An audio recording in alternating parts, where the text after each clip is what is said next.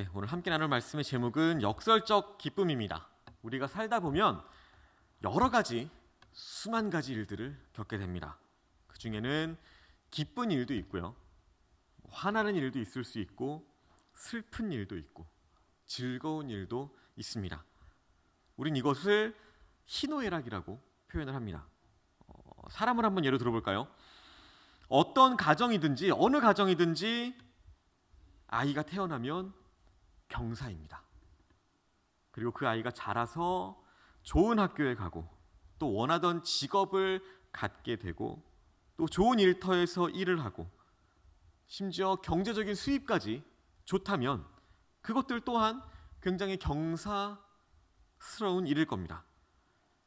자신이 원하던 것을 성취하는 것, 이것도 기쁜 일이고요. 또 좋은 배우자를 만나는 것, 이것도 기쁜 일입니다. 다른 사람의 인정과 칭찬을 받는 것 또한 굉장히 기쁜 일입니다. 그런데요, 일이 항상 이렇게 기쁘게만 흘러가지는 않습니다. 우리 집에 새로운 아이가 태어났다고 했을 때, 그래서 기뻐할 때 다른 집에서는 가족 중 한 사람이 세상을 떠나서 슬픔에 빠져 있을 수도 있습니다. 우리 자녀가 좋은 대학에 합격했을 때 반대로 다른 집의 자녀는 그 대학에 떨어져서 슬퍼하고 있을 수도 있습니다. 또 자신의 뜻대로는 안 되는 정말 높은 벽의 현실을 만나게 되면 화가 나고 또 인정받지 못할 때 그럴 때 화가 날 수도 있습니다. 억울하게 차별을 당하거나 태어날 때부터 금수저로 태어나서 정말 아무런 노력을 하지 않아도 자신이 원하는 것을 쉽게 얻을 수 있는 사람들을 보면 흙수저로 태어난 자신이 원망스러울 때도 있습니다. 지나온 시간을 되돌아보면 기쁜 일보다는 안 좋았던 일, 또 슬픈 일, 이런 일들이 더 많을 수도 있습니다. 그런데 사도 바울은요, 늘 믿는 성도들에게 항상 기뻐하라라고 권면합니다. 데살로니가 교회에 편지를 보내서 항상 기뻐하라라고 말했고요. 빌립보 교회에 편지를 보내서도 주 안에서 항상 기뻐하라. 다시 말하노니 기뻐하라라고 말합니다. 어떠신가요? 지금 여러분들이 겪고 있는 현실 속에서 오늘의 이 바울의 말씀이 은혜가 되시나요? 이 말씀에 바울이 항상 기뻐하라고 말씀했던 그 말씀에 바로 즉시 순종할 수 있으시겠어요? 사도 바울은 데살로니가 교회 성도들에게, 빌립보 교회 성도들에게 기뻐하라라고 편지를 보냈습니다. 하지만 사실 그렇게 기뻐할 수 있는 상황이 아님에도 불구하고 기뻐하라라고 편지를 보낸 것이었습니다. 사도 바울은 기뻐할 수 없는 상황에 있는 이 데살로니가 교회, 빌립보 교회 성도들에게 그리스도 예수 안에 있으면 언제나 기뻐할 수 있다라는 것을 말씀하고 있습니다. 그리스도 예수 안에 있으면 화가 나고 감정이 상하고 괴롭고 슬플 때에도 평안과 기쁨을 누리며 얻으며 살아갈 수 있다는 겁니다. 오늘 이 바울의 말씀을 저와 여러분들도 언제나 믿고 의지하시기를 소망합니다. 그리고 오늘 본문에서도 마찬가지입니다. 골로새서는 골로새 교회 성도들에게 보낸 사도 바울의 편지입니다. 이 상황도 데살로니가 교회나 빌립보 교회와 별반 다르지 않았습니다. 이 당시 상황은 예수 그리스도를 믿는다는 것 자체가 고난이었습니다. 사도 바울은 그렇게 교회가 고난을 받는 것을 알면서 그 고난을 자신의 육체에 채워간다라고 고백을 합니다. 마치 부모가 사랑하는 자녀를 위해서 고된 일을 하고 위험을 감수할 때 느끼는 감정, 그 감정과도 같습니다. 부모는 사랑하는 자녀를 위해서 죽을 수도 있습니다. 그것을 슬퍼하거나 괴로워하지 않고 오히려 그것을 기쁘게 여길 수 있습니다. 사도 바울은 골로새 교회 성도들을 위해서 자신이 받는 고난까지도 기쁘게 여길 수 있다라고 말하고 있는 것입니다. 우리가 여기서 중요한 교훈 하나를 발견할 수 있습니다. 그것은 사람이 고난 때문에 힘들거나 괴로운 것이 아니라는 겁니다. 똑같은 고난이라고 할지라도 사랑하는 사람을 위해서 당하는 고난, 그것은 기쁨이 될 수도 있다는 겁니다. 그런데 사랑하지 않는 사람 때문에 고난을 당하게 되면 어떤가요? 억울합니다. 기분이 상합니다. 그냥 고난을 당할 때보다 그렇게 화가 날 수가 없습니다. 사도 바울은 골로새 교회 성도들을 사랑했기 때문에 자신이 당하는 고난을 기쁨으로 채울 수 있었던 겁니다. 기쁨을 가리키는 헬라어는요, 카라입니다. 이것은 굉장히 역설적인 의미를 가지고 있는데요.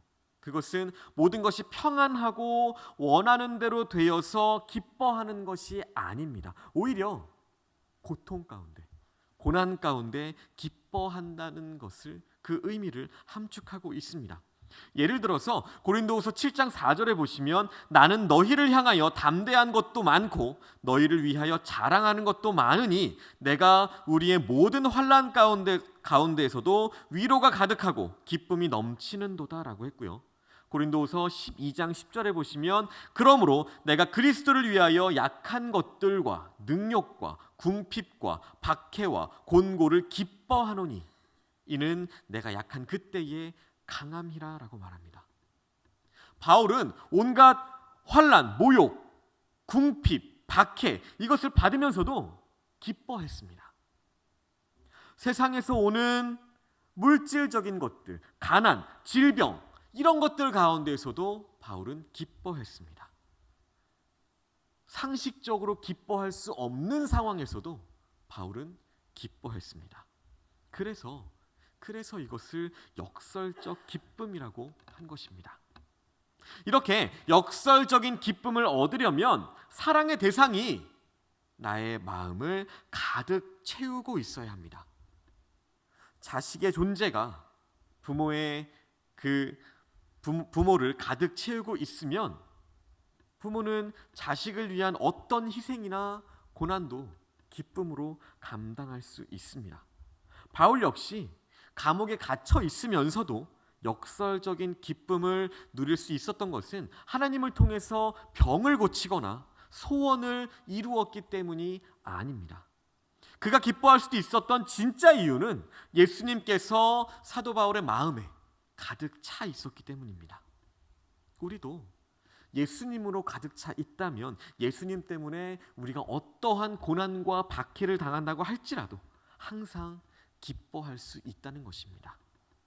사도 바울은 오늘 본문에서도 그런 역설적인 기쁨의 경험을 고백하고 있습니다. 24절입니다. 나는 이제 너희를 위하여 받는 괴로움을 기뻐하고 그리스도의 남은 고난을 그의 몸된 교회를 위하여 내 육체에 채우노라. 고난과 기쁨, 또 괴로움과 기쁨, 이것은 결코 어울리는 조합이 아닙니다. 바울은 복음을 전하면서 대접을 받거나 인정을 받지 않았습니다. 오히려 바울은 복음 때문에 고난을 당했습니다. 그럼에도 바울은 복음 때문에 당하는 고난을 슬픔으로 생각하지 않았습니다. 오히려 그것을 기뻐했다는 것입니다. 교회를 위한 고난, 하나님께서 예수 그리스도를 십자가에 내어주시기까지 사랑했던 그 성도들 때문에 당했던 고난을 자신의 받는 복으로 여겼다는 겁니다. 자신만이 받을 수 있는 특권이라 여겼던 겁니다. 기쁨으로 여겼습니다. 우리가 사도 바울을 통해서 본받아야 할 중요한 삶의 모습입니다. 예수님 때문에 당하는 고난을 특권으로, 복으로, 기쁨으로 여길 때 우리를 바라보던 세상은 충격을 받을 겁니다. 감동을 받을 겁니다. 예수님 때문에 당하는 괴로움, 예수님 때문에 당하는 고난을 마지못해서 내가 어쩔 수 없이 당하는 것이 아니라 우리 스스로 자원해서 자신의 몸에 채워나가야 한다는 것입니다. 그래서 오늘 바울이 누렸던 기쁨, 이 역설적 기쁨을 어떻게 하면 우리도 누릴 수 있는지 그 비밀을 함께 말씀을 통해서 생각해 보도록 하겠습니다. 첫 번째로 이 역설적 기쁨은 내 안에 있는 것을 내려놓을 때 누릴 수 있습니다. 사도 바울은 24절에 자신의 몸에 고난을 채운다라고 표현합니다. 사람이 무언가를 채우기 위해서는 기존에 가지고 있던 무언가를 내려놓아야 합니다. 사람은 늘 움켜쥐려고 하면서 인생을 살아갑니다. 욕심쟁이입니다. 늘 채우려고, 늘 자신의 것을 더 채우기 위해서 안달을 하면서 살아갑니다. 그런데 신기하게도 움켜쥘수록, 채울수록 인생은 약해진다는 것을 깨닫게 됩니다. 많이 움켜쥐고 있는 사람, 많이 채운 사람은 작은 것에 더 쉽게 분노합니다. 평안을 잃어버립니다. 원래 아무것도 가진 것이 없는 인생, 이런 인생들이 오히려 어지간한 일에 별로 흥분하거나 들뜨지 않습니다. 세상에서 가장 중요한 것 중에 하나가 자녀이지요. 그 자녀의 존재 자체로 부모의 기쁨이 됩니다. 그래서 쉽게 이렇게 얘기하죠. 눈에 넣어도 아프지 않다. 하지만 그 자녀가 귀하다고 해서 계속 부모가 품에 품고 있고 손에 움켜쥐고 있으면 그 자녀의 인생, 행복한 인생이 될 수 있을까요? 그렇게 자란 자녀가 나중에 부모의 품을 떠나서 행복한 가정 생활을 할 수 있을까요? 귀한 자녀일수록 부모가 품고 있는 것이 아니라 오히려 하나님께 맡겨야 합니다. 부모가 품고 있는다고 그 자녀가 결코 잘 되는 것이 아닙니다. 바울은 소중한 생명까지도 사명 앞에 내려놓았습니다. 사도행전 20장 24절 말씀에 내가 달려갈 길과 주 예수께 받은 사명 곧 하나님의 은혜의 복음을 증언하는 일을 마치려 하면은 나의 생명조차 조금도 귀한 것으로 여기지 아니하노라 라고 말합니다. 세상에 하나밖에 없는 그 생명이 소중하지 않은 사람이 어디 있을까요? 그런데 그 생명이 계속 귀하다고 해서, 소중하다고 해서 품고만 있으면 그 귀한 생명이 어떤 열매를 맺을 수 있을까요?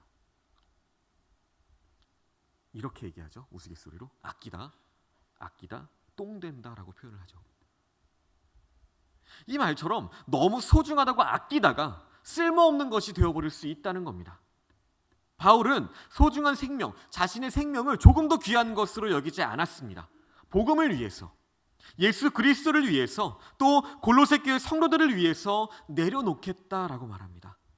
대신에 그 내려놓아진 그 자리에 고난을 채우겠다라고 고백합니다. 우리는 물질이 우리의 삶에 있어서 반드시 필요하고 소중하다는 것을 잘 압니다. 특히 힘들고 어렵게 돈을 번 사람들은 그것을 모으는 것이 얼마나 힘든지, 그것이 얼마나 소중한지 더 잘 압니다. 그런데 그렇게 귀한 물질이기 때문에 더 움켜쥐고 있거나 더 모으려 하다가는 그 소중한 물질들이 가치 없게 될 수도 있다는 것입니다. 바울의 역설적 기쁨은 성령님의 능력을 의지하는 것이었습니다. 그래서 그에게 소중한 것이 주어질수록 더 내려놓았습니다. 움켜쥐지 않았습니다. 더 채우려고 애쓰지 않았습니다. 하나님의 뜻대로 내려놓을 때 하늘의 기쁨, 세상에 줄 수 없는 그 기쁨을 누리게 되는 것입니다. 나에게 주어진 그 소중한 것, 귀한 것들을 주님께서 주신 그 사명을 위해서 내려놓을 때 역설적 기쁨을 체험하는 귀한 복을 누리시게 될 줄로 믿습니다. 두 번째로, 역설적 기쁨은 다른 사람의 부족을 채울 때 누릴 수 있습니다. 28절입니다. 우리가 그를 전파하여 각 사람을 권하고 모든 지혜로 각 사람을 가르침은 각 사람을 그리스도 안에서 완전한 자로 세우려 함이니. 바울은 자신의 축복, 자신의 변화, 이런 것들에 초점을 두지 않았습니다. 그리스도 안에서 모든 사람들이 하나님 앞에서 온전해지는 것, 그것에 바울은 초점을 맞추었습니다. 그래서 그들을 권면하고 자신의 모든 지식과 지혜를 다해서 그들을 가르쳤습니다. 바울은 사람이 변화되고 성숙해지는 비결이 오직 예수 그리스도밖에 없다는 것을 깨닫습니다. 예수님의 십자가 외에는 속사람까지 변화되지 않습니다. 예수를 믿고 변화된다는 것, 이것이 무엇인가요? 겉모습뿐만 아니라 속모습까지도, 속사람까지도 다 변화가 된다는 것입니다. 세상에는 어느 누구도 하나님 앞에 섰을 때 의롭다 인정을 받을 수 있는 사람이 없습니다. 오직 예수 그리스도를 구주로 모시고 성령의 인도하심을 따를 때에 비록 우리의 눈에 보기에는 흠과 티가 많을지라도 하나님께서 의롭다고 인정을 해주시는 것입니다. 예수님을 믿고 성령의 인도하심을 받는 사람은 언제 어디서나 변화되고 성숙해져 갑니다. 그래서 바울은 예수 그리스도의 말씀을 가르치는 것, 이것을 게을리하지 않았습니다. 바울은 비록 감옥에 갇혀 있었지만 다른 사람들의 부족함을 채우기 위해서 날마다 애썼습니다.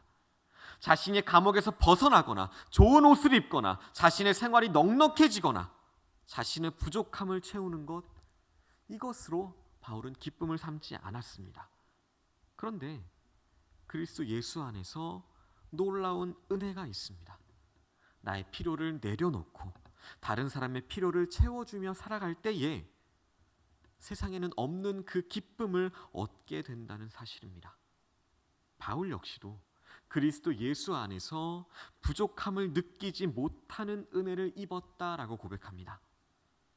어떤 인생이든지 죽을 때까지 부족함에서 벗어날 수 있는 인생 없을 겁니다. 지금까지 정말 주체할 수 없을 정도의 재물을 쌓았으면서도 더 많은 재물을 얻고자 하는 것이 사람입니다. 끝없이 재물을 추구하는 마음으로 결코 행복해질 수 없을 겁니다. 아무리 채워도 채워지지 않는 그 우물을 끝없이 채워야 하는 처지, 그것이 바로 사람입니다. 그런 사람이 어떻게 행복할 수 있을까요? 그런데 바울은 감옥에 갇혀 있으면서도 감옥 밖에 있는 골로새 교회 성도들에게 기뻐하라라고 말씀합니다. 자신은 갇혀 있지만 그럼에도 기쁨을 누리고 있다라고 고백을 합니다. 진짜 행복해지는 비결, 이것은 내가 아닌 다른 사람의 부족함을 채우는 것입니다. 우리 주변에 혹 부족함으로 인해서 힘들어하는 이웃이 있다면 그 이웃의 부족함을 채우기 위해 애쓰고 수고하시는 저 여러분들 되시길 소망합니다. 저 여러분들에게 미처 세상에서 깨닫지 못한 그 기쁨이 충만하게 채워져 올 줄로 믿습니다. 세 번째로, 역설적 기쁨은 내 속에서 능력으로 역사하는 이의 역사를 따라 살아갈 때, 그럴 때 누릴 수 있습니다. 29절 말씀입니다. 이를 위하여 나도 내 속에서 능력으로 역사하시는 이의 역사를 따라 힘을 다하여 수고하노라. 능력이 부족하면 나에게 밀려오는 풍파에 떠밀려 가게 됩니다. 자기가 태어난 곳으로 돌아오는 본능을 가진 그 연어는요, 돌아오는 도중에 수많은 난관을 극복합니다. 높은 장애물들이 가로막고 있어도 거친 물살이 와도 떠밀려 가지 않습니다. 오히려 그 물살을 거슬러 계속해서 올라갑니다. 하지만 그 연어가 죽은 연어라면 어떻게 될까요? 작은 물살에도 쉽사리 그냥 떠밀려 가게 될 것입니다. 바울은 온갖 고난과 모함, 가난, 환난, 이런 것들에도 떠밀려 가지 않았습니다. 왜냐하면 바울은 속에서 강력하게 역사하는 성령님의 능력을 힘입고 있었기 때문입니다. 우리가 성령의 능력으로 무장하지 않으면 우리는 작은 소문에도 무너질 겁니다. 작은 의심에도 무너져 버릴 것입니다. 작은 상처에도 무너질 거고요. 작은 서운함에도 무너질 것입니다. 그래서 바울은 에베소 교회 성도들에게 보낸 편지에서 술을 의지하지 말고 오직 성령님을 의지해라라고 말합니다. 에베소서 5장 18절에 보시면 술 취하지 말라. 이는 방탕한 것이니 오직 성령으로 충만을 받으라라고 말합니다. 우리가 인생을 살아가다 보면 외로움, 또 괴로움, 낙심, 좌절, 우울, 수많은 감정들을 느낄 수 있습니다. 예수님을 믿는다고 예수님을 믿는 그 성도라고 해서 예외가 있을까요? 특별한 소명과 사명을 받은 사람이라고 해서 그러한 감정들을 피해갈 수 있을까요? 이때 세상에서는 그러한 감정을 느낀 많은 사람들이 세상적인 것들을 의지합니다. 술, 담배, 심지어는 마약, 사람까지도 의지합니다. 그렇다면 우리는 과연 그런 감정이 우리에게 닥쳐왔을 때 무엇을 의지해야 할까요? 우리는 세상을 의지하지 말아야 합니다. 사람을 의지하지 말아야 합니다. 성도는 내 안에서 역사하시는 그 성령님을 의지할 때 고난 가운데, 외로움 가운데, 괴로움 가운데 넘어지지 않고 역설적인 기쁨을 경험할 수 있다는 것입니다. 성령의 충만한 능력이 내 속에서 역사하도록 내 삶을 내어드려야 합니다. 성령님은 내 속에서 계속해서 우리에게 말씀하시고 인도해 주십니다. 그럼에도 불구하고 성령님을 무시하고 내가 하고 싶은 대로 사는 것, 이것은 결코 성령 충만한 삶이 아닐 것입니다. 또한 그런 사람에게는 기쁨이 있을 수 없습니다. 내 속에서 역사하시는 이, 즉 성령의 역사를 따라 힘을 다하여 수고하신다면 괴롭고 힘들어도 큰 기쁨을 누리며 살아갈 수 있게 될 것입니다. 말씀을 읽겠습니다. 역설적 기쁨, 이 기쁨의 원천은 우리가 하나님의 뜻을 찾을 때 옵니다. 기쁨이 넘치는 신앙생활을 하려면 우리는 먼저 하나님의 뜻을 찾아야 합니다. 또 역설적 기쁨의 능력은 예수님으로부터 옵니다. 예수님과의 그 깊은 사랑의 관계가 있다면 어떠한 환난과 고난도 감내할 수 있습니다. 기쁨을 누리기 위해서는 우리가 주님을 사랑하면 되는 것입니다. 역설적 기쁨, 이것은 내 안에 있는 것을 내려놓을 때 누릴 수 있습니다. 또한 다른 사람의 부족을 채울 때 누릴 수 있습니다. 주변에 어려운 이웃들이 있다면 외면하지 마시기 바랍니다. 그렇게 예수님을 사랑하듯 하나님을 사랑하듯 이웃을 사랑한다면 우리에게도 기쁨이 넘치게 될 것입니다. 또 마지막으로 역설적 기쁨의 비밀, 성령 충만함에 있습니다.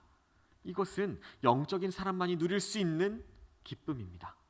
예수를 믿지 않는 사람에게는 아무리 이야기를 하고 아무리 전한다 해도 알지 못하는 기쁨입니다. 성령 충만의 기쁨, 이 기쁨을 누리시기를 소망합니다.